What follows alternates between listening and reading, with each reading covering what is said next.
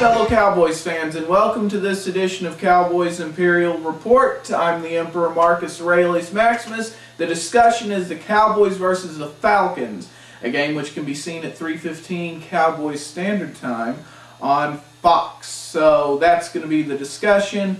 I'll talk with another one of our professors. We'll look at the news, all coming up right here on Cowboys Imperial Report. Don't go away.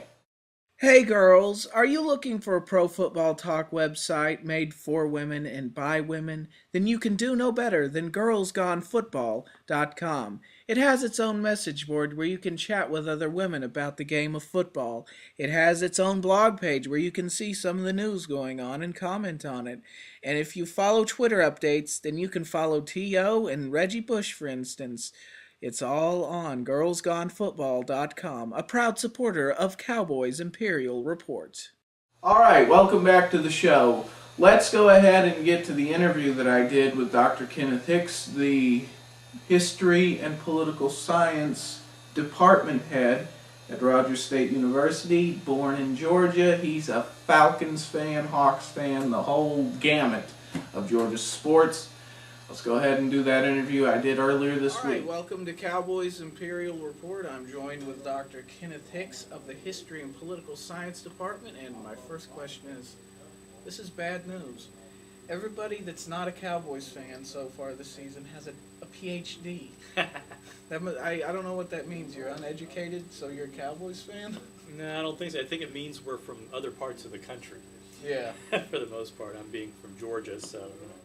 Are there any weaknesses with this Falcons offense? Because you have Matt Ryan, the young hotshot quarterback. You have Michael Turner, Roddy White, and Tony Gonzalez. Are there any weaknesses in this offense? Their running game has not been as strong as it was last year. Their offensive line has improved dramatically in terms of pass protection. They have not really been able to get on track as much on offense. On the running game. They've had some difficulty with their backup running back, Jurius Norwood, getting dinged up quite a bit. He got a hip flexor injury last Sunday night, and I don't know if he's going to be able to play next week or not. They do, however, have a couple of fullbacks, Thomas Snelling and I can't remember the other guy's name, but they're pretty good. They're pretty good ball carriers as well. And you would think that if Norwood can't go, they're going to pretty much go with a kind of a smash mouth, attack the line of scrimmage, between the tackles approach when they run the ball. Okay. What's your prediction for the game? I am going to predict that it will be a fairly high-scoring affair. Really? Yes. Both teams, I think, have strengths where the other team's defenses are relatively weak. Both teams have the potential to turn the ball over. Both teams also have the potential to exploit those defenses. I can very easily see both quarterbacks racking up 300 yards in passing. I would not be surprised to see a score where both teams are in the 30s. Of course, I'm going to hope that the Falcons turn out on the top end of that. Yes, certainly. But, I could easily see that sort of thing happening because the Falcons have been their defense has been shockingly resilient. I really did not expect their defense to be as good as it was. In fact, at the start of the year, I was predicting that they would be a better football team than the 11-5 team last year, but that they would finish 7-9. Simply because they have a very tough schedule. Think about it. You play the Patriots, then the 49ers, which, they got hammered by the Falcons really crushed them. But they're a better football team. Then they had to play the Bears. Then they got the Cowboys. Then they got the Saints. That's a very tough schedule. But right now, I'm cautiously optimistic. It's really going to depend on their defense. If they can hold up and hold teams to, I think they've only given up 24 points the last 2 games. That would be great, and I think they'd probably have a 12-win season. But I'm just too much of a pessimist to expect that. I think that they're gonna have some blips. They've got 6 new starters, I believe. They got rid of Brooking. He's our guy now. Yeah, exactly. Keith went over to the Cowboys after the Falcons cut him. He's still, I mean, I think he's still got some years in him, but obviously the Falcons wanted to go with a lot more speed. And Mike Peterson has played lights out. I mean, he has forced a number of turnovers, and really has, and their run defense has been, I mean, astonishingly good. And that's with losing their first-round pick, Perry, Jerry, too, or Perry, whatever his name is. Yeah.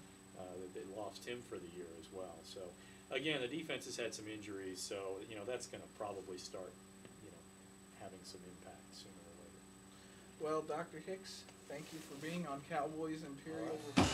All right, that was nice to hear from Dr. Hicks. So far, I'm 2-1 when it comes to the Emperor versus the Professors this semester. Hopefully, I'll go up to 3-1 this Sunday.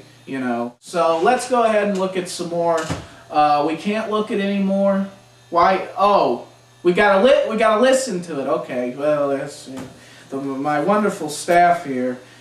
We're able to listen to this Shango clip, but we're not able to watch the video. Well, okay. Go ahead and roll it. I do think we need to outscore them, and outscoring them is going to be very, very, very tough for us. Now, Miles Austin is going to be starting, but there's a little rumblings in Dallas. I was listening to the Galloway show over on DC Fanatic. No, wait, no. Hold on. What are you listening to Galloway and company for? I mean, that'd be like listening to Tokyo Rose to get information on what's going on in the war in Pacific and World War II. Quit listening to those guys. But going back to the original, you think we got to outscore the Falcons? I don't think we have to. Go back to the 2006 season when the Indianapolis Colts, the undefeated Indianapolis Colts, came into Texas Stadium. We beat them 21-14. That doesn't sound like we had to match them and get in the shootout to me. How did we do it? We kept the ball out of Peyton Manning's hands. That's how we win this game. Speaking of Randy Galloway here, he wrote a hit piece on the Cowboys here. Accountability should be a given, but not for Dallas Cowboys. Anyway, let's talk about the whole Patrick Creighton thing. Let's look at some of the quotes from this. Players may ask and expect too much from the head coach, the coordinators, the position coaches, etc. But in the end, being honest with them is not exactly an unreasonable approach. Remember that. How, and then it goes on, the next two paragraphs he says, how in the name of Jimmy Johnson are you not capable of being honest with no misunderstanding when dealing with a Patrick Creighton? Really? You want to talk about Jimmy Johnson? You want to talk about him to try to get him on your side to wear the cloak of Jimmy Johnson to drape yourself in it? Let's go ahead and read Boys Will Be Boys. Let's go back to the history textbook and see what happened. After Steve Beuerlein came in and replaced an injured Troy Aikman against the Redskins. Let's go ahead and read about that. Quote, as the Cowboys surged behind Beuerlein, wrapping up the season with 5 straight victories, Johnson decided that come playoff time, he would stick with what was working. This, despite a verbal promise that starters would not lose their jobs because of injury. This, despite the improved health of Aikman, who by week 16 was ready to return. This, despite the anger of half the Cowboys roster. Read these books. There's a reason why I have these books on my set. It's because I don't only look at what the medians have to say about the current Cowboys. I go back in history. And I see what was up to see how things are going on. And when I accentuate the failings and shortcomings of Jimmy Johnson, Tom Landry, and other heroes of the Cowboys' age, when people like myself do that, we're not doing it to undermine them. We're doing it to show you they had flaws too, much like these Cowboys have flaws. How come you could believe in them back then, but you're ready to throw this team down a well now? Why is that? Answer. Maybe because you didn't believe in them back then and you're selling us a bunch of bunko. Maybe that's why. Or maybe back then you weren't even paying attention during the down times of the Dallas Cowboys. Or maybe there wasn't this big information age that we have where Tony Romo's lace comes undone. It should be traded. So... Oh, gosh. I'm going to this game. Soothe, the great soothsayer, and the bloggers are going to be there. Hanging with a Click, check it out. Our radio show. Check out the Angela, the Mike and Swift show. Check that out too. Check these out. The Underground Cowboys Media. And with that said, I think the Dallas Cowboys, we're going to win this game. It's going to be a score in the upper 20s. I see the Cowboys winning 28-26. And that's it. God save the Cowboys. So, and Garrett DeLinda S.